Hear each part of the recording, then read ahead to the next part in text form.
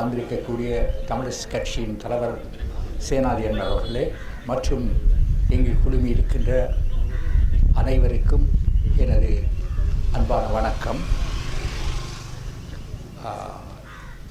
திரு தவப்பிரகாசம் நான் மிக இளைஞனாக இருந்த காலங்களிலே தொடக்கம் எனது தந்தையுடன் மிக நெருக்கமாக செயற்பட்டவர்களில் ஒருவர். எனது தந்தையுடைய தொடர் வெற்றிக்கு அவரும் ஒரு மிக முக்கிய காரணியாக இருந்திருக்கின்றார்.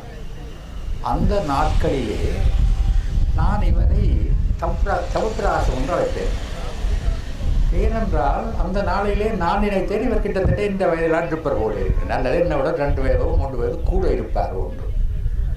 மிக அண்மையில் ஒரு 10 வருஷங்களுக்கு முன்னம்தான், அண்மையிலே தான் நான் அவருடைய பயத்தை கேட்டறிந்தேன். அப்போது நான் அவரிடம் மன்னிப்பு கூட கேட்டேன். அண்ணன் இது என்ன வேலை செய்த நீ அப்பொழுது சொல்லியிருக்கணும் இந்த வயதை. ஏனென்றால் அவர் என்னை விட மிக மூத்தவராக இருந்தார். ஆனால் இன்றும் கூட இன்றைக்கு சைக்கிள்லாம் வந்தார் வருகிறார். இன்று வரை அவர் ஒரு இளைஞனாக செயற்பட்டு கொண்டிருக்கின்றார். அவரை இந்த விழாவுக்கு தலைமைக்கு போட வேண்டும் என்று இந்த விழாவை ஒழுங்கு செய்யக்கூடிய அனைவருமே மிக தீவிரமாக கட்டாயமாக அவரை கௌரவிக்க வேண்டும். இவ்வளவு காலம் ஒரு சேவையிலே இருந்திருக்கிறார் என்ற காரணத்துக்காகத்தான், இந்த காரணத்தினால் அவரை இன்று தலைமை ஆற்றும்படி கேட்டிருந்தோம். அதை அவர் மனமும் வந்து ஏற்றார். அதற்கு எனது நன்றி. அடுத்ததாக எங்களுடைய சர்வேஸ்வரா லெக்சரர் அவரும் இதற்கு பேசுவதற்கு மனவு வந்து ஏற்றுக்கொண்டிருந்தார். அப்போது அவரை மிக தீவிரமாக கருதி வந்தான் அவரைத்தான் போட வேண்டும், அவர் ஒரு சிறந்த பேச்சாளி என்று சொன்னார். நான் உண்மையிலே அவரை இதற்கு முன்பு பேசுகின்ற போது கேட்டதில்லை. இன்று பார்க்கின்ற போது இன்று பேசக்கூடியவர்கள் மத்தியிலே மிக ஆழமாக விடயத்தை ஆராய்ந்து, அது எனது தந்தையை பற்றியும் இருக்கலாம் அல்லது இன்று இருக்கக்கூடிய அரசியலை பற்றியும் இருக்கலாம், ஆராய்ந்து பேசக்கூடிய ஒரு சிலரில் அவர் ஒரு மிக முக்கியமானவர் என்பதை நான் இன்று அறிந்து கொண்டேன். மிக சிறப்பாக அனைத்து விஷயங்களையும் பேசியிருந்தார். என்னுடைய தந்தையுடைய கொலை சம்பந்தமாக, ஆளாளன்னருடைய கொலை சம்பந்தமாக ஆழமாக ஆராய வேண்டும் என்று சொல்லியிருந்தார். என்னை கேட்டால் அதிலே ஆழமாக ஆராய்வதற்கு எதுவுமே கிடையாது. எப்படி நூற்றுக்கணக்கானவர்கள் விடுதலையின் பேரால் கொல்லப்பட்டார்களோ அப்படியான ஒரு கொலைதான் இது. விடுதலைக்காக பலர் கொல்லப்பட்டிருக்கின்றார்கள், விடுதலையின் பேரால் பலர் கொல்லப்பட்டிருக்கின்றார்கள். அப்படி அந்த பேரால் கொல்லப்பட்ட ஒரு கொலைதான் இது. நானும் பல காலமாக சிந்தித்து பார்த்தேன், இது ஏன் நடந்தது ஒன்றுதான். மற்றதெல்லாம் எனக்கு தெரியும். ஏன் நடந்தது என்பதை ஆராய்கின்ற போது உண்மையிலே தெரியவில்லை, கண்டுபிடிக்கவில்லை. சில காரணங்கள் நாங்கள் அழகாக ஊகிக்கின்றோம், அதுதான் காரணமாகவும் தெரியாது. இருந்தாலும் அதுக்கு காரணம் நிச்சயமாக தெரியாததான் இருக்கின்றது என்று மன்னிக்கின்றேன். சரியான காரணம் இப்படி எனது தந்தையோ அகலாளனையோ அல்லது அமுதன்னையோ மாத்திரம் அல்ல, அல்லது யோகேசன்னையோ அவரை போன்ற, இதை நான் தலைவர்களை சொல்கின்றேன், பல நூற்றுக்கணக்கான தமிழர்கள் கொல்லப்பட்டிருக்கின்றார்கள். அந்த இறந்தவர்கள் அனைவருக்குமே நாங்கள் ஏன் இறக்கின்றோம், இதற்கு நான் ஒரு இயக்கத்தை மாத்திரம் குறை சொல்லவில்லை, எல்லாரும் தான், எல்லா இயக்கங்களும் தான் அதற்கு பொறுப்பு. ஏன் இறக்கிறார்கள் என்று காரணம் தெரியாமல், அல்லது கொன்றவர்களுக்கு தாங்கள் ஏன் கொல்லுகின்றோம் என்று காரணமும் தெரியாமல் பல கொலைகள் நடந்திருக்கின்றன. அதிலே ஒன்றுதான் இது என்றுதான் நான் கருதுகிறேன். ஏனென்றால் நான் சொல்ல வேண்டும் கட்டாயமாக என்றுதான் நான் பார்த்தேன். என்றால் அதற்குள்ளே இருந்தவர் என்ற ரீதியிலே, ஓரளவுக்கு என்ன நடந்தது என்று தெரிந்தவர் என்ற ரீதியிலே அதை நான் நிச்சயமாக சொல்ல வேண்டும் என்றுதான் நான் பார்த்தேன். அதே போல் இங்கே வந்திருக்கக்கூடிய பேசிய சேனாதி அண்ணர் அவரும் மிக நீண்ட காலமாக 60க்கு முந்தி துவக்கமே எனது தந்தையுடன் மிக நெருக்கமாக செயல்பட்டவர்களில் ஒருவர். அவர் தமிழரசு கட்சியினுடைய நீண்டகால செயற்பாட்டாளர் மாத்திரமல்ல, என்னுடைய தந்தையுடனும் மிக நீண்ட காலமாக செயல்பட்டிருக்கின்றார். நான் நினைக்கின்றேன் இன்று அண்மை காலங்கள் வரையும் துவக்கம் தமிழரசு கட்சியின் மிக மூத்த தலைவராக இருந்தவர் அவர்தான். இன்று இருக்கின்றவரும் அவர்தான். மிக மூத்த தலைவராக மக்கள் மத்தியிலே ஒரு காலத்தில் வடக்கு கிழக்கு ஒவ்வொரு கிராமத்தையும் அறிந்தவர், சென்றவர், அந்த மக்களுடன் பழகியவர். அமுதனருக்கு அடுத்ததாக இவர்தான் என்பதுதான் என்னுடைய அபிப்பிராயம். அவ்வளவு தூரம் மக்களுடன் பழகியவர், அவ்வளவு தூரம் மக்களுடைய மனங்களை அறிந்தவர். அப்படிப்பட்ட ஒருவர் இன்றும் எங்கள் மத்தியிலே இருந்து கொண்டிருக்கிறார். சிறிது சுகையினம் இருந்தாலும் அவர் நீண்ட காலம் வாழ்ந்து இந்த மக்களை அவர் கூறியது போல அவரும் ஒரு காரணமாக ஒற்றுமைப்படுத்துவதற்கு செயல்பட வேண்டும் என்பதுதான் எங்களுடைய அனைவருடைய விருப்பமும். அதை அவர் செய்ய வேண்டும். ஏனென்றால் இன்று சர்வேஸ்வரா சொன்னது போல தமிழரசு கட்சியும் சின்னாபின்னப்பட்டிருக்கின்றது, தமிழ் சமூகமும் சின்னாபின்னப்பட்டிருக்கின்றது. வெவ்வேறு முயற்சிகள், வெவ்வேறு ஒற்றுமை முயற்சிகள் எடுக்கப்பட்டாலும், ஒற்றுமைகள் உருவாக்கப்பட்டாலும் அவைகள் அனைத்தையும் சேர்த்து ஒரு சரியான முறையிலே இன்னும் ஒரு சரியான ஒரு ஒற்றுமையான ஒரு அமைப்பை ஒன்று உருவாக்கவில்லை. அதை நிச்சயமாக உருவாக்க வேண்டும் என்பதுதான் ஒவ்வொருவருடைய விருப்பமும். இது தனிய பொதுமக்களுடைய மாத்திரமல்ல, கட்சிகளில் இருக்கக்கூடிய அனைவருடைய விருப்பமும். இது நிச்சயமாக நிறைவேற வேண்டும். நிறைவேறுவதன் மூலம்தான் நாங்கள் ஓரளவுக்கு எங்களுடைய மக்களுடைய உரிமைகளை வென்றெடுக்க முடியும். இதையும் கூறி இங்கே வந்திருக்கின்ற ஒவ்வொருவரையும் எனக்கு தெரிந்திருந்தாலும் ஒவ்வொருவருக்கும் பெயர் சொல்லி நன்றி சொல்வதென்றால் அதற்கு சந்தர்ப்பமும் இல்லை, நேரமும் இல்லை. ஆகவே அனைவருக்கும் இந்த என்னுடைய தந்தையுடைய இந்த ஞாபகார்த்த விளப்பை சிறப்பிப்ப வந்த அனைவருக்கும் எனது அன்பான நன்றியை தெரிவித்து விடைபெறுகிறேன். நன்றி, வணக்கம். வணக்கத்தை தெரிவித்துக் கொள்கிறேன். நான் சில நாட்களாக உடல்நலம் கொண்டிருந்த காரணத்தினால் என்னுடைய பயணங்களை கூட, என்னுடைய கட்சியினுடைய நிகழ்ச்சி ஒன்றுக்கு கூட மத்தியக்குழு கூட பயணம் செய்யாமல் நான் தவிர்த்து கொண்டிருந்தவர்.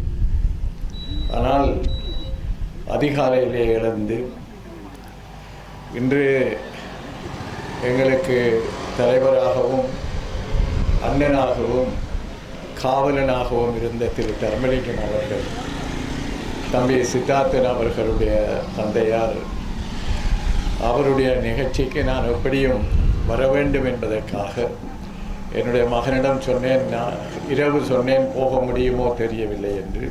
ஆனால் கட்டாயம் இந்த இடத்துக்கு வர வேண்டும் என்பதற்காக நான் வந்திருக்கின்றேன்.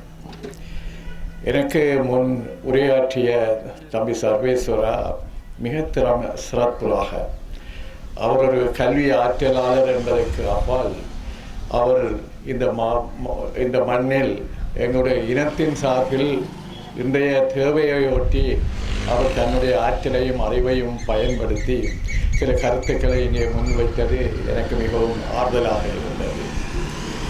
இந்த தர்மலிங்கம் அண்ணன் அவர்கள் அந்த விடயங்களே கூட திரு சர்வேஸ்வரா குறிப்பிட்டார். நாங்கள் சிறைகளிலே இருந்த காலங்களில் எங்களுடைய குடும்பங்கள் வீடுகளுக்கு சென்று எங்களுடைய தாயார், எங்களுடைய தந்தையார், எங்களுடைய குடும்பங்களுக்கு போல சிறைகளிலே பாதிக்கப்பட்டவர்கள், சிறைகளுக்குள்ளே இருந்தவர்கள், விடுதலைக்காக செயல்பட்டவர்கள் உடைய இல்லங்களுக்கு எல்லாம் திரு தர்மலிங்கம் அண்ணன் அவர்கள் அங்கே அந்த வீடுகளுக்கு சென்று அந்த குடும்பங்களுக்கு ஆறுதல் கொடுத்ததை நான் அவர் பேசிக்கொண்டிருக்கின்ற பொழுது எங்களுடைய வீடும் அப்படித்தான் இருந்தது என்று நான் நினைத்துக் கொண்டேன்.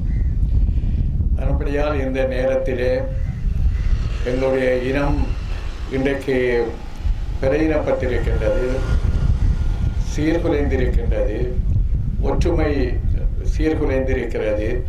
அது எங்களுடைய கட்சியில் மட்டுமல்ல, பல அனைத்து கட்சிகளையும் ஒன்று திரட்டி நாங்கள் ஒரணியாக திரள வேண்டும் என்று எவ்வளவு தூரம் எங்களை அர்ப்பணித்து உழைத்தோமோ அதைவிட மிக அதிகமாக நாங்கள் அனைவரும் ஒன்றுபட்டு செயல்பட வேண்டிய ஒரு சந்தர்ப்பத்தை தம்பி சர்வேஸ்வரா மிக தெளிவாக எடுத்துரைத்திருக்கின்றார். நான் சில சந்தர்ப்பங்களிலே இவ்வாறான நிகழ்ச்சிகளில் பேசுகின்ற பொழுது தம்பி சித்தார்த்தன் அவர்களை நான் உதாரணப்படுத்தி, தம்பி நீங்கள் இந்த ஒற்றுமையை கட்டியெழுப்புவதற்கு நீங்களும் உழைக்க வேண்டும் என்று நான் அழைப்பு விடுப்பது அவருக்கு பலருக்கு தெரிந்திருக்கும்.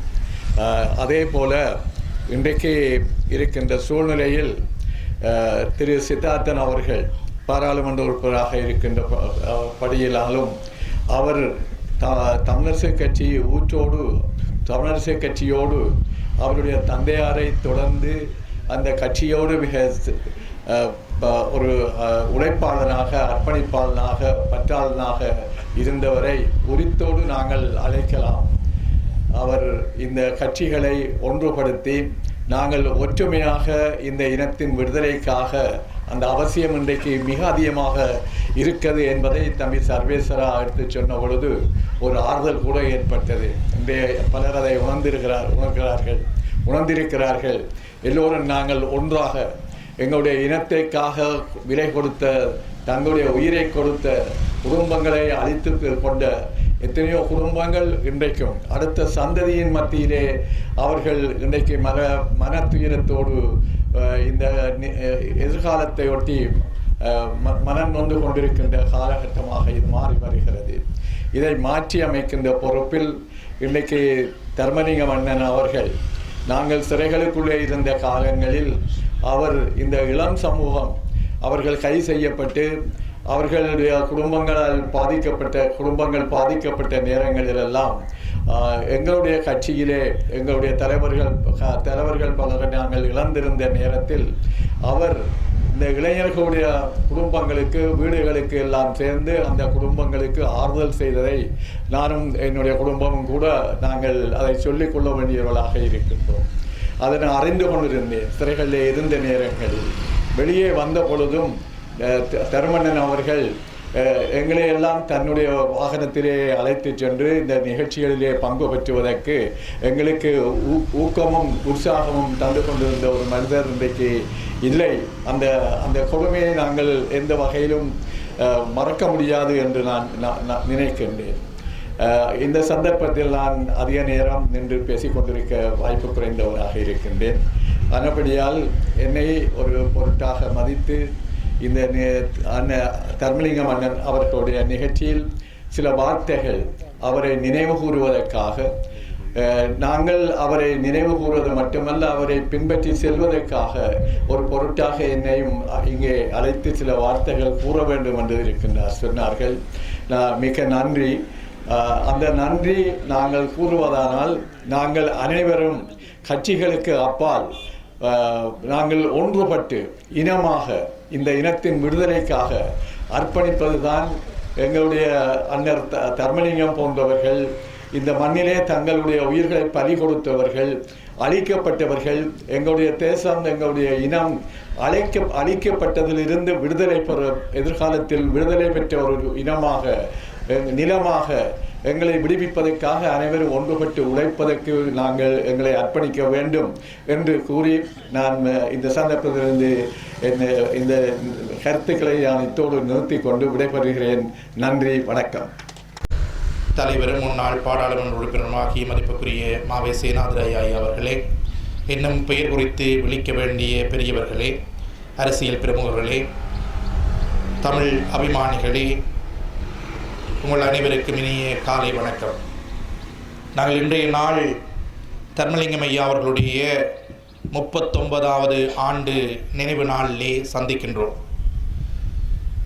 1948ஆம் ஆண்டு அல்லது அதற்கு முன்னதாக இலங்கை சுதந்திரம் அடைவதற்கு சிறிது காலம் முன்னதாகவும் இலங்கை தமிழர்களுடைய, குறிப்பாக ஈழத்தமிழர்களுடைய உரிமை பிரச்சனை ஆரம்பமாக தொடங்கியது. பிரித்தானியர்களுடைய காலத்துக்குள்ளே இலங்கை சிக்கப்பட்டிருந்து அதிலிருந்து விடுதலை பெறுகின்ற பொழுது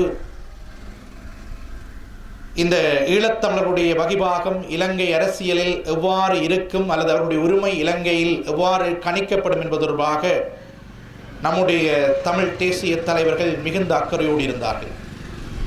செர்வன் ராமநாதன், செர்வன் அருணாசலம் என்று தொடங்கிய அந்த பயணம் சுதந்திரத்துக்கு பின்னர் தந்தை செல்வாவிலிருந்து ஆரம்பித்து அது ஒரு விதமான நகர்வை அவ்வாறு எடுத்துச் செல்கிறது. இந்த சூழ்நிலையிலே தமிழர்கள் இலங்கை தேசத்திலே இரண்டாம் தர பிரஜைகளாக நடத்தப்படுவதற்கான ஏதுக்கள் உருவாகிய போது அதற்கு எதிராக கிளர்ந்தெழுந்து குரல் கொடுத்த தலைவர்கள் பலர். அவர்களுக்குள்ளே தங்களுடைய உடல், பொருள், ஆவி, உடைமை அனைத்தையும் தமிழர்களுக்காக கொடுத்து உயிரையும் தமிழர்களுக்காக கொடுத்த பல தலைவர்கள் மத்தியிலே நம்முடைய அமரர் தர்மலிங்கம் ஐயா அவர்கள் மிக முக்கியமானவர்.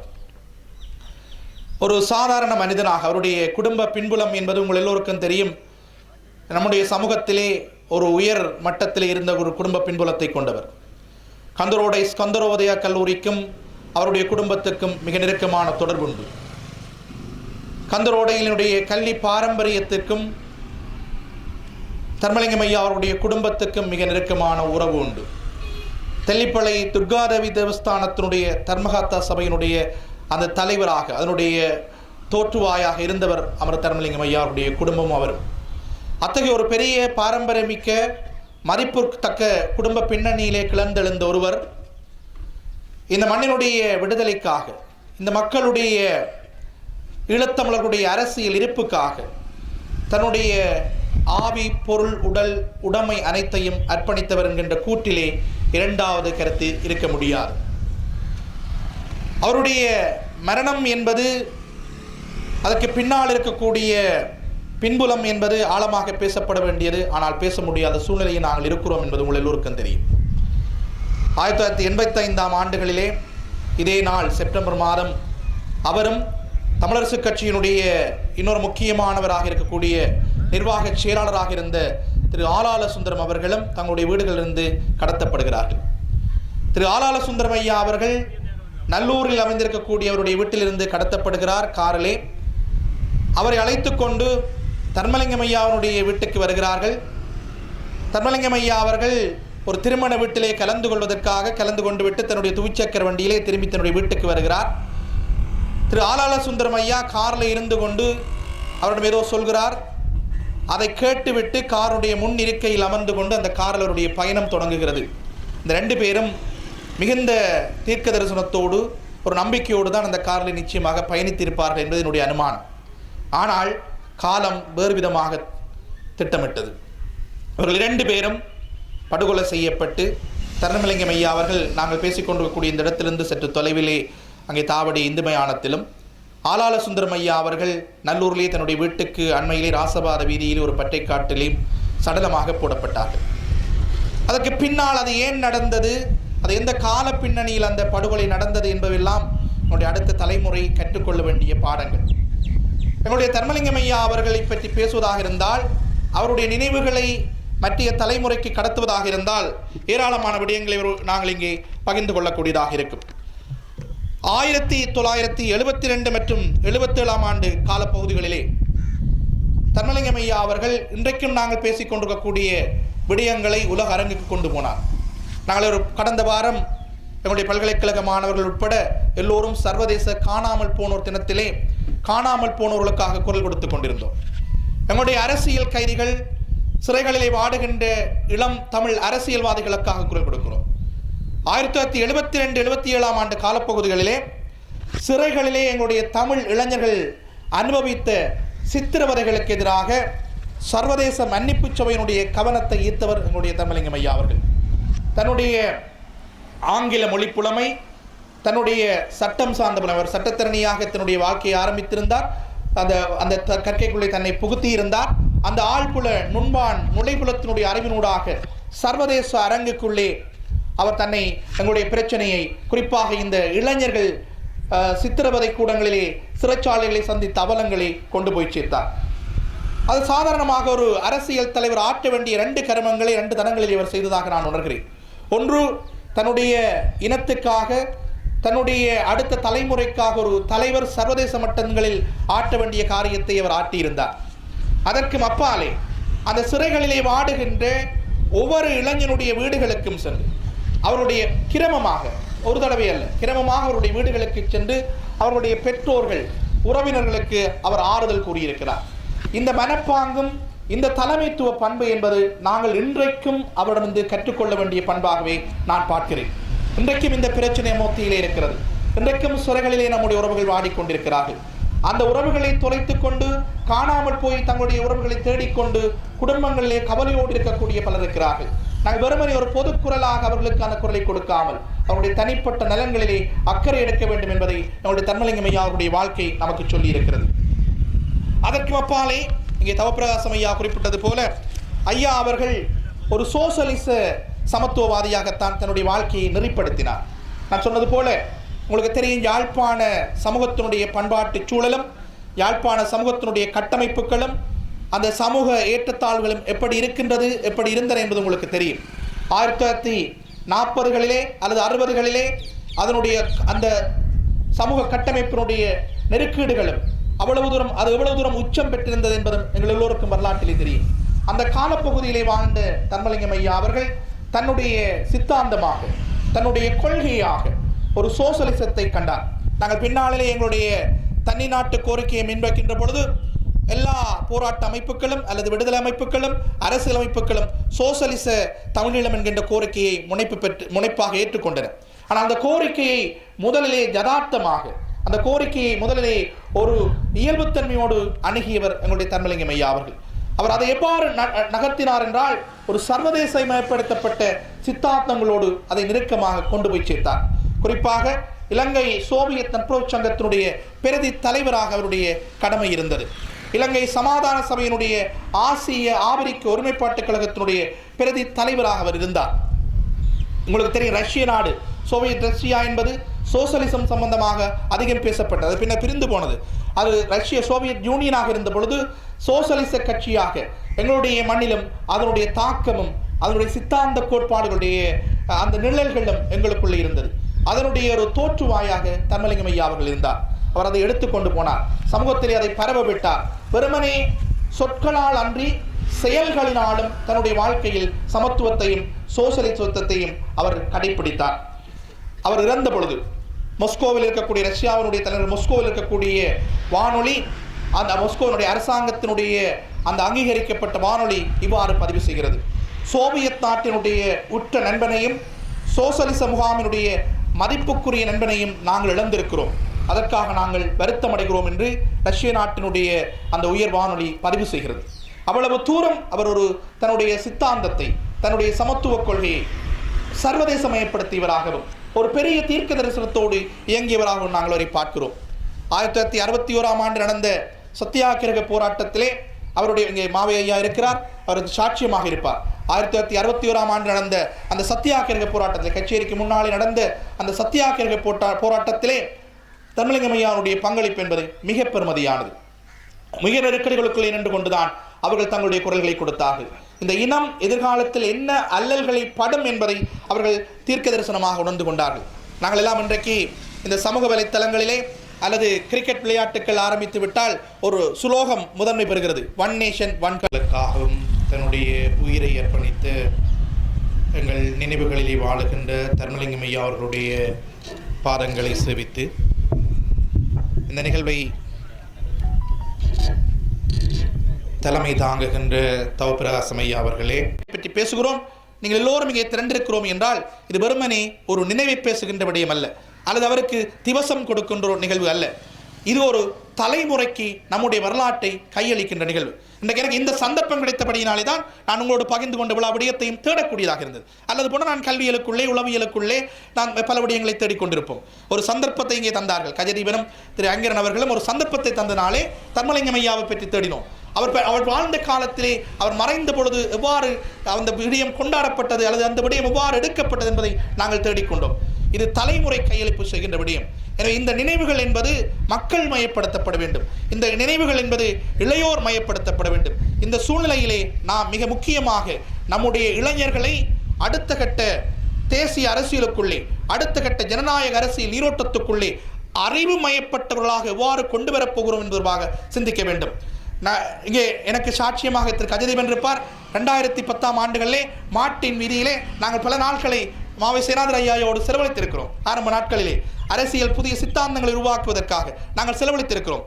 மல்லாகத்திலே தமிழ் தேசிய கூட்டமைப்பு அலுவலகம் திறந்த பொழுது அவர் வரவேற்புரை செய்தார், நான் நன்றியுரை செய்தேன். அப்பொழுதுதான் திரு சுமந்திரன் ஐயா அவர்கள் தேசிய பட்டியல் மூலமாக அரங்குக்குள்ளே வருகிறார். நாங்கள் அப்போது தமிழ் தேசிய அரசியல் அடுத்த செல்நறைக்கு எவ்வாறு கொண்டு போவதற்காக இளையவர்கள் சிந்தித்தோம்.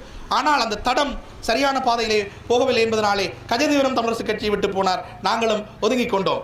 அவர் வேறொரு பாதையை தெரிவு செய்து கொண்டார். நான் ஏற்கனவே சொன்னது போல அந்த போராட்டங்களிலிருந்து ஒதுங்கிக் கொண்டலாக இருக்கிறோம். இது ஆபத்தானது. இந்த சூழ்நிலை மிக ஆபத்தானது. மிக விரைவாக எங்களுடைய தமிழ் தேசிய அடையாளமாக இருக்கக்கூடிய அந்த கட்சி பாரம்பரியத்தை நாங்கள் பாதுகாக்க வேண்டியவர்களாக இருக்கிறோம். நமது அடுத்த தலைமுறைக்கு அதை சரியான விதத்திலே கையளிப்பு செய்ய வேண்டியவர்களாக இருக்கின்றோம். ஒரு தீர்க்க தரிசனமான சிந்தனையோடு செயற்பட வேண்டியவர்களாக இருக்கிறோம். திரு ஆலால சுந்தரம் ஐயா அவர்கள் தமிழரசு கட்சியினுடைய நிர்வாக செயலாளராக இருந்தவர். அவருடைய ஆளுமை, அவருடைய ஆற்றல் என்பது மிக பெருமதி வாய்ந்தது. அந்த ரீதியிலே அவர் அந்த கட்சியை நகர்த்தினார். இந்த சூழ்நிலைகளை விளங்கிக் கொண்டு நாங்கள் சரியான பாதையிலே செல்கின்ற பொழுதுதான் மிக நேர்த்தியாக நாங்கள் ஒரு விடயத்தை சாதிக்க முடியும், இன விடுதலையை பாதுகாக்க முடியும். இந்த பேனரில் நீங்கள் ஒரு வார்த்தை சொல்லியிருக்கிறீர்கள், தர்மத்தின் வாழ்வுதனை சூதுகவும் தர்மம் மறுபடியும் வெல்லும் என்கின்றதை நாங்கள் பல இடங்களில் ஆதாரமாக பார்க்கிறோம். சித்தார்த்தன் ஐயா நம்மோடு இருக்கிறார். போராட்ட அமைப்புகளில் நின்றவர்கள், போராட்ட அமைப்புகளில் இலக்கு வைக்கப்பட்ட பலர் இன்றைக்கு நம்மோடு வாழ்ந்து கொண்டிருக்கிறார்கள் என்றால் அவர்களுடைய முந்தைய தலைமுறை செய்த தர்மம் பாதுகாத்து வைத்திருக்கிறது. அந்த தர்மம் அவர்களை வாழ வைத்திருக்கிறது. எனவே வெறுமனே இந்த நினைவு தினங்களை கொண்டாடுவதன் மூலமாக மட்டுமல்லாமல் அடுத்த தலைமுறைக்கு இந்த வரலாறுகளையும் இதற்கு பின்னால் இருக்கக்கூடிய அரசியல் சூட்சுமங்களையும் கடத்துகை செய்வதன் மூலமாக எப்படி நம்முடைய அடுத்த ஜனநாயக வழி நகர்வுகளை மேற்கொள்ளப் போகிறோம் என்பதாக நாங்கள் சிந்திக்க வேண்டும் என்று கூறி இந்த வாய்ப்புக்கு நன்றி கூறி, சில வேளைகளிலே பேசுவதற்கு கூட பயமாக இருக்கும். எங்கள் வாயை யாராவது வாடகைக்கு எடுத்து விடுவார்களோ என்கின்ற பயம் கூட இருப்பதுண்டு. ஆனால் அச்சம் என்பது ஒரு இனத்தினுடைய நகரிலே ஏற்றுக்கொள்ளத்தக்கது இல்லை என்ற அடிப்படையிலே சில கருத்துக்களை உங்களுடைய சிந்தனைக்கு விதைத்திருக்கிறேன். அந்த அடிப்படையில் இந்த வாய்ப்புக்கு நன்றி சொல்லி விடைபெற்றுக் கொள்கிறேன். நன்றி, வணக்கம்.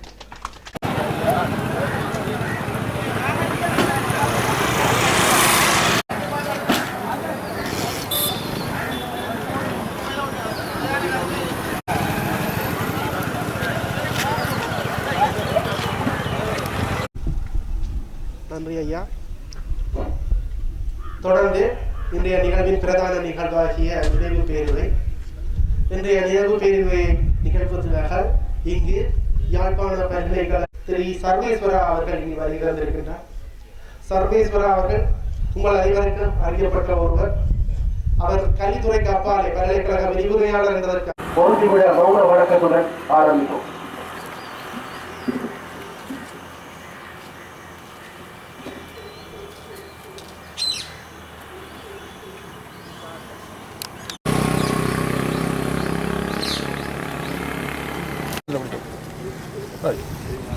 தொடர்ந்து நிகழ்ச்சியை உருவாக்கிய திருவாரூர் மாவட்ட சேனாதிராஜா ஆகிய அவர்களை அப்பொழுது அழைக்கின்றோம். தொடர்ந்து அன்னாரின் புதல்வரும் யாழ் மாவட்ட தொடர்ந்து இங்கே பணியிடம் இருக்கின்ற நகரில் வாழ் சட்டத்தரணி சுப்பிரமணியம் ஐயா அவர்களையும் அன்புடன் அழைக்கின்றோம். அடுத்து வடகிழக்கு பிரதேச சபையின் முன்னாள் உறுப்பினர் திருவாளர் செல்வராஜா அவர்களையும்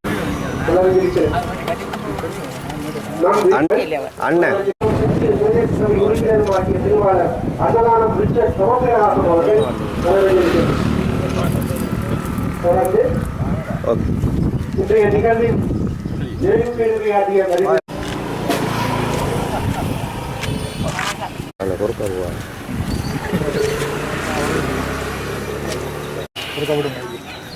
முன்னாள் வலிவேக்கு கவிசாலை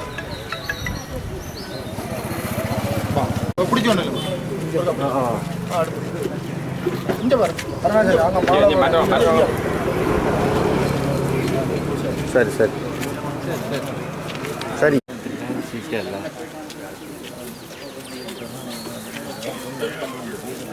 காண நெஞ்சால சும்மா முறுக்கு கவர் ஆகுங்க.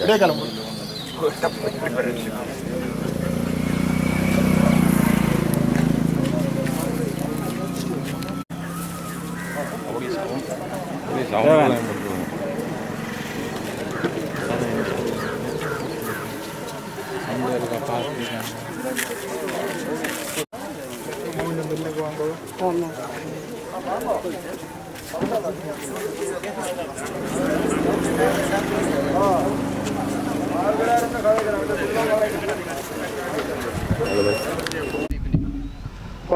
தலைவர் அவர் சந்தலிங்கம் ஐயா அவர்களின் நினைவுகளை சிறந்ததொரு திரைப்படம் பார்த்ததை போல ஒரு குறுகிய நேரத்துக்குள்ளே சிறப்பான முறையிலே அவரது நினைவுகளை தமிழ் தேசிய அரசியல் தரப்பிலே தற்போதைய யதார்த்தத்தை சிறப்பான முறையிலே தெரிவித்திருந்தார். எங்கள் கட்சிகளுக்குள்ளே, எங்களுடைய தமிழ் தேசிய அரசியல் அமைப்புகளுக்குள்ளே ஐக்கியம் தொடர்பாக பேச வேண்டியவர்களாக இருக்கின்றோம். மிக மோசமாக நாங்கள் சிதைவடைந்து போயிருக்கிறோம். ஒரு கரையான், ஒரு பெருமரத்தை எவ்வாறு கரையான் அரிக்கின்றதோ அதுபோல நாங்கள் அரிக்கப்பட்டு கொண்டிருக்கிறோம். உங்களுக்கு தெரியாது, நேற்றைய நாள் என்னுடைய வீட்டில் இருக்கக்கூடிய வேப்ப மரத்திலே ஒரு 20 அடிக்கு கரையான் பிடித்திருக்கிறது. 20 அடிக்கு ஒரு பெரிய பாரிய வேப்ப மரம் 20 அடிக்கு கரையான் பிடித்திருக்கிறது. அந்த கரையானை நான் நினைத்தேன், இந்த வேப்ப மரத்தை இந்த கரையான் என்ன செய்துவிட முடியும், அது வெளியிலே பட்டை ஒன்று பாதுகாத்துக் கொண்டிருக்கிறது, யாரையாவது சும்மா மரத்திலே ஆசைக்கு ஏறட்டும் என்று விட்டு ஒரு கிழமை 2 கிழமை பார்த்து கொண்டிருந்தேன். இருந்தாலும் மனம் கேட்கவில்லை. அதற்கு பின்னர் தண்ணீர் பெப்படுத்தல் அதை கழுவிட்டு பார்த்தால் தான் பட்டை ஒன்றையும் காணவில்லை. நாங்கள் நினைப்போம், ஒரு பாரிய வேப்ப மரம், ஒரு சிறு கரையானதை என்ன செய்துவிட முடியும் நாங்கள் சிந்திப்போம். அடியிலே கழுவிக்கொண்டு அடியில் வந்தால் அது வேறு அரித்திருக்கிறது. இந்த நிலைமை தான் இன்றைக்கு நம்முடைய கட்சிகளுக்கும் நம்முடைய தமிழ் தேசிய அரசியலுக்கும் நிகழ்ந்து கொண்டிருக்கிறது. நாங்கள் நடைபெற்றுக் கொண்டிருக்கக்கூடிய ஒவ்வொரு நகர்வுகளையும் சின்ன சின்ன விஷயங்களாக பார்த்து கொண்டு காலத்தை கடத்தி கொண்டிருக்கிறோம். அது ஒரு பெரிய தேசிய மரத்தை அது அரித்து கொண்டிருக்கிறது. அந்த தேசிய மரத்தை அரித்து கொண்டிருக்கக்கூடிய இந்த சூழ்நிலையிலே அதை பாதுகாப்பதற்கான அரண்களை நாங்கள் அமைக்க வேண்டியவர்களாக இருக்கின்றோம். நாங்கள் எவ்வாறு வெளியகத்திலே சுயநிர்ணயம் தொடர்பாகவும் ஐக்கியம் தொடர்பாகவும் பேசுகின்றோமோ அதற்கு முன்னதாக நாங்கள் எங்களுடைய உள்கட்சி அமைப்புகளுக்குள்ளவற்றை பேச வேண்டும். நான் இதற்காக எல்லா கட்சிகளும் ஒன்றுபட்டு ஒரு குடையுங்கள் தங்களுடைய தனித்துவங்களை இழந்துவிட்டு வர வேண்டும் என்று நாங்கள் சொல்லவில்லை. ஒற்றுமைக்குள் வேற்றுமையும் வேற்றுமைக்குள் ஒற்றுமையும் காண்கின்ற பண்பை நாங்கள் கட்டியெழுப்பப்பட வேண்டும். ஒவ்வொரு கட்சிக்கும் ஒரு தனித்துவம் இருக்கிறது, ஒரு வரலாற்று பாரம்பரியம் இருக்கிறது. அவை தனித்தனியாக பேணப்பட்டாலும் ஒரு தேசிய நலன் சார்ந்து அவை ஒரு குடையுங்கள் திரள வேண்டிய ஒரு பெரிய பொறுப்பு இருக்கிறது. இங்கே தமிழரசு கட்சியினுடைய தலைவர் இருக்கிறார், அதனுடைய மிக முக்கியமான உறுப்பினர்கள் இருக்கிறீர்கள், மத்திய குழுவினுடைய சேர்ந்தவர்கள் இருக்கிறீர்கள் என்ற அடிப்படையிலே உங்களை சாட்சியமாக வைத்து சொல்கிறேன்.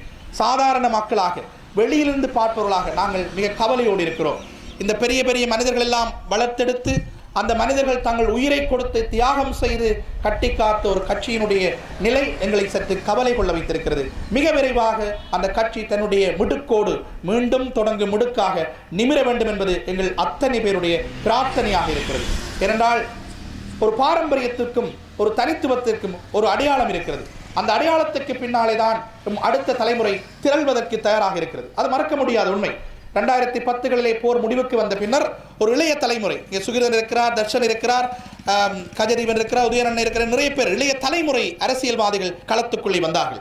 2010 உள்ளூராட்சி சபை தேர்தல் மூலமாக களத்துக்குள்ளே வந்தார்கள். அவர்களுள் 80% இலங்கை தமிழரசு கட்சிக்கு பின்னாலே தான் திரண்டார்கள். இலங்கை தமிழரசு கட்சிக்கு பின்னாலே திரண்ட பொழுது தான் அந்த திரட்சி நிகழ்ந்தது. ஏனென்றால் அவர்கள் நினைக்கிறார்கள், அவர்கள் எல்லாம் தமிழரசு கட்சியினுடைய 30 வருடம் இலங்கை தமிழரசு கட்சியினுடைய அல்லது தமிழர் விடுதலை கூட்டணியினுடைய வரலாறு என்பது நம்முடைய இளைய தலைமுறையுடைய காதுகளுக்கு போகவில்லை. 1980களிலிருந்து 2009 வரையும் நாங்கள் வேறொரு உலகத்துக்குள்ளே இருந்தோம். ஆனாலும் அது ஏதோ ஒரு ரத்தத்தில் ஊறியது போல அந்த சித்தாந்தம் நம்முடைய அடுத்த தலைமுறைக்குள்ளே விதைக்கப்பட்டிருக்கிறது. அவர்கள் அதற்கு பின்னாலே தான் அன்னி திரள்வதற்கு முனைப்போடு இருக்கிறார்கள், அன்னி திரள்வ தயாராக இருக்கிறார்கள். அது தவிர்க்க முடியாத உண்மை. சில இனங்களுடைய அடையாளங்கள், பண்பாட்டு உரிமைகள், மரபு வழி சார்ந்த பயணங்களில் அந்த பயணம் இன்றைக்கும் தொடர்ந்து கொண்டிருக்கிறது. இன்றைக்கு நீங்கள் ஒரு இளைஞனை போய் கேளுங்கள், உனக்கு ஒரு அரசியல் பிரவேசம் தருகிறோம், எந்த கட்சியினூடாக உன்னுடைய அரசியல் பிரவேசம் அமைய வேண்டும் என்று நீ விரும்புகிறாய், நீ விரும்புகின்ற கட்சியில் உனக்கு அரசியல் பிரவேசம் தரலாம் என்றால் அவருடைய முதன்மை தெரிவு தமிழரசு கட்சியாகவே இருக்கும். என்று அத்தகைய அடையாளம் மிக்கதாக அதை மாறி இருக்கிறது.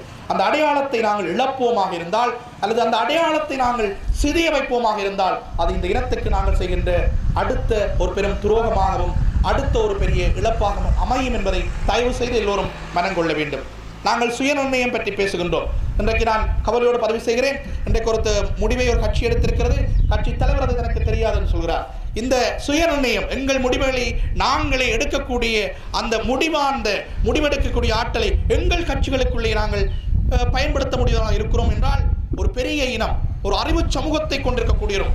உலக அறிவு சமூகத்திலே ஒரு கருதத்தக்க குடி தொகையாக கருதப்படுகின்ற ஈழத்தமிழ் சமூகம் மிக மலினப்பட்டு போயிருக்கிறது என்பதை நாங்கள் உணர்ந்து கொள்வோம். முடிவுகள் எவ்வாறு இருக்கலாம், முடிவுகள் அது எவ்வாறு இருக்கலாம், அது பொதுமக்கள் ஏற்றுக்கொள்ளாமல் இருக்கலாம், பெரும்பான்மையை ஏற்றுக்கொள்ளாமல் ஒரு குறிப்பிட்ட தொகுதி, அது ஜனநாயகம். ஆனால் அந்த முடிவுகள் ஒரு வரன்முறைகளுக்குள்ளாகவும் ஒரு முடிவுகள் ஒரு கட்சி கட்டுப்பாட்டு கோட்பாடுகளுக்குள்ளாகவும் ஈடப்பட வேண்டும். அதுதான் சாதாரண மக்களுக்கு நம்பிக்கையை கொடுக்கும், சாதாரண மக்களுக்கு ஒரு திரட்சி ஏற்படுத்துகின்ற ஊக்க சக்தியாக அமையும். இன்றைக்கு நாங்கள் மரபு வழி தாயகம் பற்றி பேசுகிறோம். ஆனால் நாங்கள் இந்த தமிழலிங்கம் ஐயா போன்றவர்கள் இன விடுதலைக்கான போராட்டத்தை ஆரம்பிக்கின்ற பொழுது வடக்கு கிழக்கு மாகாணத்திலே பொத்துவில் தொடக்கம் பொலிகண்டி வரை என்று நாங்கள் பேசுகிறோம். பலாடியினுடைய எல்லையிலிருந்து அங்கே தென்னமரவாடியினுடைய தமிழனுடைய பூர்வீக கிராமமாக இருக்கக்கூடிய தென்னமரவாடியிலிருந்து புத்தளத்தினுடைய உடப்பு பகுதி வரை எங்களுடைய தேசிய தாயகமாக இருந்தது. ஆனால் நாங்கள் கொஞ்சம் கொஞ்சமாக இழந்து கொண்டு வந்து இன்றைக்கு நாங்கள் பேசுகின்ற மரபு வழி தாயகம் என்பது மிகச் சுருங்கி போயிருக்கிறது. வடக்கும் கிழக்கும் இணையுமா என்றால் சாத்தியம் இல்லை என்பது போல அறிகுறிகள் தோன்றியிருக்கிறது. இந்த மரபு வழி தாயக கோரிக்கை என்பது சுருங்கி வடக்குக்கு வேறாகவும் கிழக்குக்கு வேறாகவும் போய்விடுமோ என்கின்ற அச்சுணர்வு இப்பொழுது மெதுவாக மேற்கிளம்ப தொடங்கி இருக்கிறது. இந்த சூழ்நிலைகளை நாங்கள் நம்மை உசார்படுத்திக் கொள்ள வேண்டிய, நமது சிந்தனையை திசை திருப்ப வேண்டிய ஒரு நெருக்கடிக்குள் இருக்கிறோம் என்பதை புரிந்து கொள்ள வேண்டும். அதற்கு அப்பாலே மிக வேகமாக இன்றைக்கு குடிநகர்வும் குடிபெயர்வும் நிகழ்ந்து கொண்டிருக்கிறது. இன்றைக்கு வீட்டுக்கொருவர் போராட்டத்துக்கு வாருங்கள், வீட்டுக்கொருவர் விடுதலை அமைப்புகளுக்கு வாருங்கள் என்ற காலம் போய் இன்றைக்கு நாங்கள் சொல்லுகிற செய்தி பகுதி அல்ல. வீட்டுக்கொருவர் கனடா விசாவை பெற்றுக்கொண்டு கனடாவுக்கு குடிபெயர்ந்து கொண்டிருக்கிறார்கள். இது சாதாரண. எங்களுக்கு பக்கத்தில் இருக்கின்ற ஒருவரை காணவில்லை, கேட்டால் சொல்கிறார்கள் காணாமல் போன பட்டியலே, கேட்டால் சொல்கிறார்கள் கனடாவுக்கு போய்விட்டார். பெரிய பெரிய பதவிகளில் இருந்தவர்கள் இன்றைக்கு குடிபெயர்ந்து கொண்டிருக்கிறார்கள். இந்த குடிபெயர்வு என்பது மிக ஆபத்தானது. இலங்கை அரசியலிலே, ஈழத்தமிழ் அரசியலிலே புலப்பெயரும் குடிபெயரும் காலத்துக்கு காலம் நிகழ்ந்தது. 80களுக்கு முன்னர் ஒரு புலமை சார்ந்த குடிபெயர்வு நிகழ்ந்தது. இங்கே சித்தார்த்தன் ஐயா அதற்கு சாட்சியமாக இருப்பார். படிப்பதற்காக இங்கிலாந்துக்கு போனார்கள், இப்படி நிறைய பேர் போனார்கள். சிவகுமாரன் ஐயாவுடைய தம்பியார் இருக்கிறார்கள், அவர்கள் எல்லாமே குடிபெயர்ந்தார்கள். பின்னர் 80களுக்கு பின்னே போரினுடைய அகதிகளாக குடிபெயர்வு நிகழ்ந்தது. அந்த நேரங்களிலே 1980களுக்கு பின்னர் வந்த காலப்பகுதிகளிலே ஜனாதிபதி ஜே.ஆர். ஜெயவர்தனா அவர்கள் கட்டுநாயக்காவினுடைய வாசல் கதவுகளை, விமானத்தளத்தினுடைய வாசல் கதவுகளை அகல திறந்து விட்டார். யாழ்ப்பாணத்திலிருந்து, உங்களுக்கு தெரியும், யாழ்ப்பாணத்திலிருந்து வவுனியா தாண்டுவதுதான் பெரிய பிரச்சனையாக இருந்தது. புயலை சிப்பத்துக்குள்ளும் வெங்காய சாக்குக்குள்ளுக்கும் இருந்து கொண்டு தான் அங்கே வவுனியாவை தாண்ட வேண்டியிருந்தது. ஆனால் வவுனியாவை தாண்டி விட்டால் ஏஜென்சி மூலமாகவோ அல்லது ஒரு தபால் அந்த போட்டோவை மாற்றி கடவுச்சீட்டு மூலமாகவோ பல வெளிநாடுகளுக்கு போனார்கள் என்றால் அந்த கட்டுப்பாடுகள் தளர்த்தப்பட்டது. ஏனென்றால் விடுதலை அமைப்புகள் இந்த மண்ணிலே முழுப்பு பெற்ற பொழுது இளைஞர்களை இந்த நாட்டிலிருந்து வெளியேற்றுவதற்காக திரு ஜே.ஆர். ஜெயவர்தனா அவர்கள் கட்டுநாயக்கனுடைய விமானத்தளத்தினுடைய கதவுகளை திறந்து விட்டார். ஏராளமான இளைஞர்கள் போனார்கள். ஆனால் அவருடைய சிந்தனை பிழைத்தது. அவ்வாறு போன இளைஞர்கள் தான் அங்கே உழைத்து அவர்கள் செய்த பணியினாலே தான் மீண்டும் விடுதலை போராட்டம் இங்கே வீறு பெற்றது. இது ஒரு கட்ட புலப்பெயர்வு இப்பொழுது முடிவுக்கு வந்திருக்கிறது. போருக்கு பின்னர் ஆஸ்திரேலியாவை நோக்கி கப்பலிலே ஆயிரக்கணக்கானவர்கள் புலம்பெயர்ந்தார்கள். அங்கே நான் ஒரு 2 வருடம் அங்கே வசித்தேன். அங்கே இருக்கிற பொழுது என்னுடைய யாழ்ப்பாணத்து தம்பிமாரை சந்திக்கிற பொழுதுலாம் நாங்கள் அந்த யூனிவர்சிட்டியில் பட்ச் சொல்கிற மாதிரி பட்ச் சொல்வார்கள். யூனிவர்சிட்டியில் எந்த பட்ச்னா 30வது பட்ச்.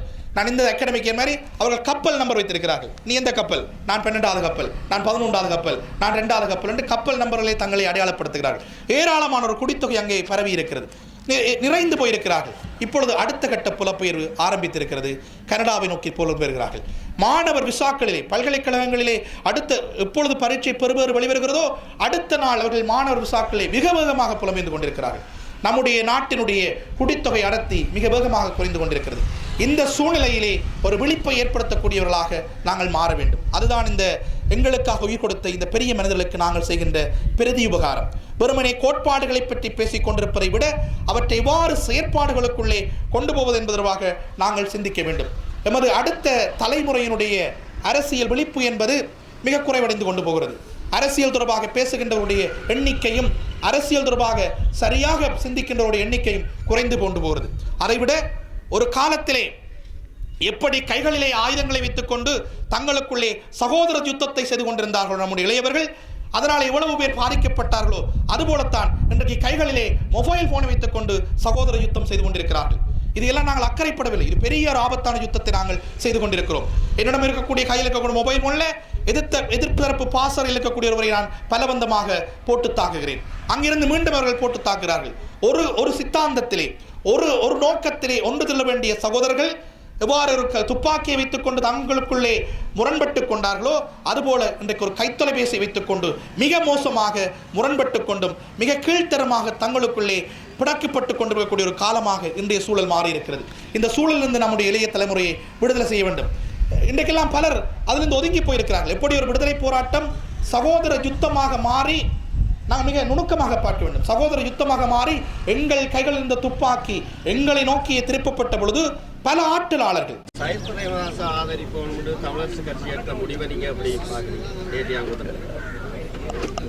எங்களுடைய கட்சி அந்த தீர்மானத்தை எடுத்திருக்கின்றது.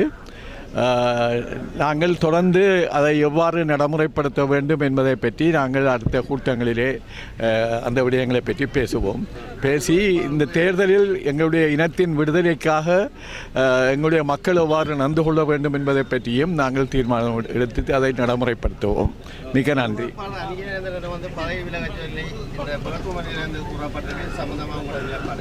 விளங்க எழுத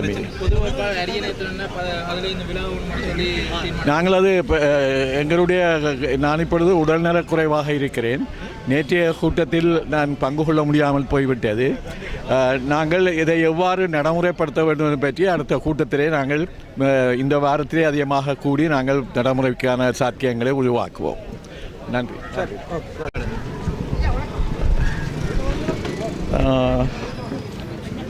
தமிழரசு கட்சியினுடைய மத்திய குழு இந்த தேர்தல் சம்பந்தமாக எடுத்திருக்கிற தீர்மானத்தை நாங்கள் கொண்டு செல்ல வேண்டிய பொறுப்பு இருக்கிறது. அது தமிழரசு கட்சியினுடைய பொறுப்பு. அதை நாங்கள் நிறைவேற்ற வேண்டும். ஆனால் தேர்தல் முடிவுகள் எங்களுடைய எதிர்காலத்தை குறிப்பாக தமிழ் இனத்தினுடைய விடுதலைக்கான வாக்களிப்பாக மக்கள் சிந்தித்து வாக்களிக்க வேண்டும். அதைவிட தமிழ் மக்கள், தமிழருடைய தேசத்தைச் சேர்ந்த அனைத்து பிரதேச மக்களும் நாங்கள் அனைவரும் ஒற்றுமைப்பட்டு எங்களுடைய இன விடுதலைக்காக உழைப்பதற்கு இந்த தேர்தலை பயன்படுத்த வேண்டும்.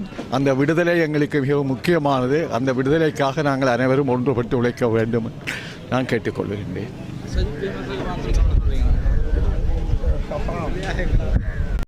சஜித் பிரேமதாசாவுக்கு ஆதரவளிக்கும் மன்றம் அதே நேரம் பொது வேட்பாளர் போட்டியிடுற இதிலேருந்து விலகணும் என்று சொல்லியும் ஒரு தீர்மானம் எடுக்கப்பட்டிருக்கு. ஆனால் இந்த தீர்மானம் தனக்கு தெரியாமல் சொல்லி மாவட்ட தெரிவித்திருந்தார். இதோட உங்களுடைய கருத்து? இது சம்பந்தமாக நான் சொல்லக்கூடிய உண்மையான கருத்து, அது தமிழரசு கட்சியுடைய பிரச்சனை. அதனுடைய தலைவர், இன்று தலைவராக இருக்கக்கூடிய சேனாதி அண்ணர் மிக தெளிவாக பதிலை கூறியிருக்கின்றார். தனக்கும் தெரியாது. இது எனக்கு தெரிய அல்லது இப்போது அண்மையிலே தெரிவு செய்யப்பட்ட தலைவர் ஸ்ரீதரன் கூட, பாராளுமன்ற உறுப்பினர் ஸ்ரீதரன் கூட இன்று நாட்டிலே இல்லை. அதே நேரத்தில் சேனாதி எண்ணெய் அந்த கூட்டத்தில் கலந்து கொள்ளவில்லை. ஆகவே அந்த கூட்டம் சரியான, தனக்கு தெரியாமல் நடந்த கூட்டமாக சேனாதி எண்ணெய் கூறியிருப்பது அவருடைய கட்சியை பொறுத்த மட்டில் அது அவர்களை பொறுத்த மட்டில் சரியாக இருக்கும். மற்றும்படி வேட்பாளர், தமிழ் வேட்பாளர் வாபஸ் பெற வேண்டும் அல்லது விலத்தி கொள்ள வேண்டும் என்று சுமந்திரன் கூறியிருப்பது அது அவருடைய கருத்து, அது அவருடைய விருப்பம். ஆனால் எங்களை பொறுத்த மட்டில் நாங்கள் அவருடைய சொல்லை கேட்டோ அல்லது வேறு யாருடைய சொல்லை கேட்டோ எங்களுடைய வேட்பாளரை வாபஸ் பெறுவதற்கு அல்லது அவர் விலத்தி கொள்வதற்கு நாங்கள் எந்த விதத்திலும் சம்மதிக்க மாட்டோம். அது செய்யவும் மாட்டோம். சுமந்திரன் அவர்கள் சொல்லியிருந்தால் தேர்தல் விஞ்ஞாபனங்களை கருத்தில் கொண்டுதான் இந்த முறை யாரை ஆதரிப்போம் என்று சொல்லி தெரிவிப்பேன் என்று. ஆனால் தேர்தல் விஞ்ஞாபனங்கள் வாசித்த பின்பு தமிழர்களுக்குரிய பிரச்சனைகள் யாவும் முன்வைக்கப்பட்டிருக்காத நிலையில் சுமந்திரன் இவ்வாறான முடிவெடுத்திருக்கிறார் என்பது இல்லை. அவர் முதலில் கூறியிருந்தார், சமஷ்டி அமைப்பை கூறக்கூடிய கட்சிக்குத்தான் தன்னுடைய ஆதரவு இருக்கும் என்று கூறியிருந்தார். ஆனால் அன்னைக்கையில் சஜித் பிரேமதாசா அவர்களுடைய விஞ்ஞாபனத்திலோ அல்லது மற்ற கட்சி எந்த கட்சியினுடைய விஞ்ஞாபனங்களிலுமோ தமிழ் மக்களுடைய பிரச்சனைக்கு ஒரு நியாயமான தீர்வை அங்கு வைக்கப்படவில்லை. இந்த தமிழ் பொது வேட்பாளரை தவிர வேறு எவரையுமே அவர் முதல் கூறியதன்படி ஆதரிக்க முடியாது. என்றால் அவர் கூறியதன்படி முழுமையாக தமிழ் மக்களுடைய பிரச்சனைகளை, சமஷ்டி அமைப்பு தீர்வை பற்றியெல்லாம் தமிழ் பொது வேட்பாளருடைய விஞ்ஞாபனத்திலே தான் வருகின்றது, வரும் இன்றைக்கு வரும். ஆகவே அவர் அதையும் பார்த்து விட்டு முடிவு எடுத்திருக்கலாம். ஆனால் அவர் அதற்கு முந்தி அவசரப்பட்டு எடுத்துட்டாருன்னு தான் நினைக்கிறேன். இந்திய தேசிய பாதுகாப்பு ஆலோசகருடைய சந்திப்புக்கு பின்னர் தான் தமிழரசு கட்சி இந்த முடிவை எடுத்திருப்பதாக சொல்லப்படுது. இது சம்பந்தமாக அது எனக்கு உண்மையில் தெரியாது. இந்திய பாதுகாப்பு ஆலோசகர் என்ன கூறியார்ன்றது நானும் கேள்விப்பட்டேன். என்றால் என்னை அழைத்திருந்தார்கள், நான் செல்ல முடியாத ஒரு நிலைமை இருந்தபடியால் அது ஏனென்றால் அது கொஞ்சம் பிந்திவிட்டது எனக்கு அந்த அழைப்பு. அதன் காரணத்தால் நான் செல்லவில்லை. அவர் நேரடியாக என்ன சொன்னார் என்பதை எனக்கு உண்மையிலே தெரியவில்லை. அங்கு சென்றவர்கள் சொன்னதின்படி தான் பார்க்கின்றேன். அதற்கும் ஏனென்றால் அப்படியான தமிழரசு கட்சி முடிவென்று நீங்கள் திருப்பவும் கூறுகிறீர்கள், அது இல்லை என்று சொல்லி அதனுடைய தலைவர் கூறுகிறார். இதில் எது சரி என்று எனக்கு தெரியவில்லை. ரைட், காணும் இதுக்கு